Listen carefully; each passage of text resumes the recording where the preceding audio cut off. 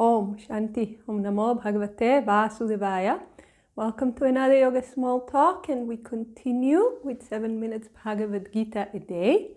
We are reading from chapter 6, the Yoga of Meditation, and we have reached verse 27.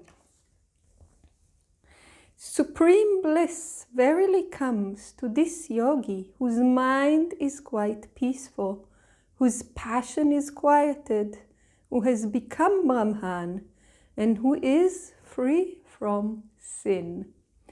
So we see all through chapter 6 how Lord Krishna intertwines the practice with the results, the practice with the philosophy, the practice with the inspiration.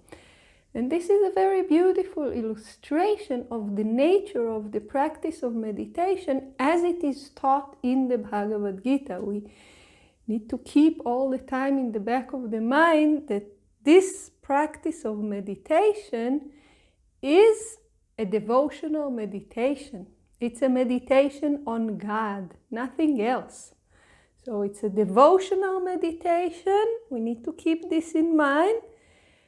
And therefore, we need side by side to work on strengthening our faith, our devotion, our knowledge of why we're doing this practice, and to actually do the practice. So this chapter gives us a very, very beautiful illustration on how to do this. Practice and contemplate. Don't just sit and all you care about is how you sit. Of course, it's very important how we sit. Otherwise, Lord Krishna wouldn't have given it verses in the Bhagavad Gita. There is a significance. A proper posture can support the practice tremendously. But just sitting properly, or just breathing properly, or just knowing how to work with the concentration point will not by itself get us to where we need to reach.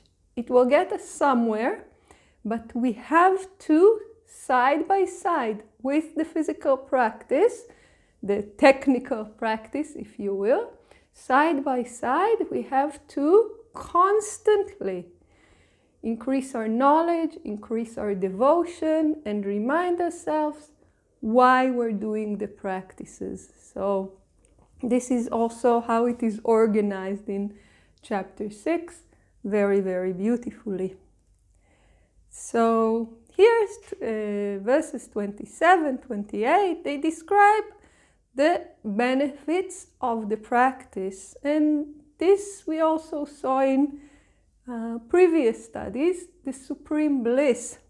And although the word used is comes, it actually does not come from the outside. The supreme bliss is discovered within. And what is needed? A peaceful mind, a quieted passion, so reduction of desires, who has become Brahman. Again, this is a meditation on God, and this notion of has become Brahman will be explored in the next verses, so we leave it for now. And who is free from sin. This means that the person has reached the highest attainment, transcended karma completely. So we've seen it before, but again and again and again, Lord Krishna reminds us, this is the benefit. Don't settle for less. Keep it in mind. Be motivated. And Swami Shivananda reminds us that supreme, when referring to bliss here, supreme bliss, so supreme is eternal, unalloyed, and uninterrupted. So this is when the yogi is fully established in the practice. There is nothing but bliss. It's all blissful. It is uninterrupted, and the yogi is established. So this is not going away. And it is equal to saying that the yogi has become Brahman. And as we mentioned, we will explore it further. And then comes verse 28. The yogi, always engaging the mind thus in the practice of yoga, freed from sins, easily enjoys the infinite bliss of contact with Brahman, the eternal. So it's very similar to what we saw in verse 27.